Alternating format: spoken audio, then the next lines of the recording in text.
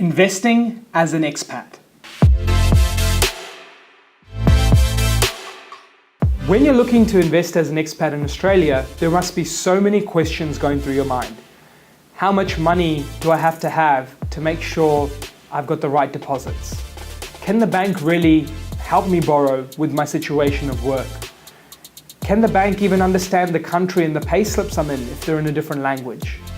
Maybe other considerations come to mind of, I should just wait until I'm back in Australia so I can bring the money and see the property when I'm there. There's so many things that are coming to mind. Well, I could even throw more to you. Well, what if I'm, not sure how long my job contract is there and I don't even know if I should buy just yet? Or maybe I don't even have the time to travel and research. I'm in an overseas market, in a new working environment, and the job and work-life balance might be difficult for me to contact the agents in a different time zone. So there's so many things to consider when you're looking to invest in property as an expat, but there are some advantages too. Most expats usually travel overseas for various reasons, but a common one that we see here at InvestorKit is that people travel because they're looking for an opportunity that's improved in their working life or to experience a new culture and work and live there as well. But in most countries, there's a lot of restrictions and limitations when it comes to investing. Things like you can't even invest in that specific country. Or when you borrow in that specific country, they charge you much higher rates as an international investor, even though you live and work there. So with these disadvantages, some countries have them, some countries don't.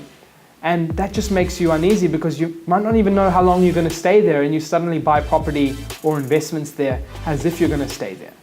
So this is when investing as an expat comes into play. If you're investing as an expat, there are some things for you to know. There are buyer's agents out here who can support your journey from end to end and help you understand, work on your time zone, understand the differences between investing in Australia versus there, as well as help you through that end-to-end journey in securing the right property. Other parts are, there are accountants who actually even understand international tax laws or actually can work closely with international accountants to be able to make sure that both parties are aware of how you might be taxed depending on the country you're in, the income that you earn, and the investment property in Australia. Other things to consider are there's actually banks that can lend you up to 80% of your property value, even more when you're as an expat.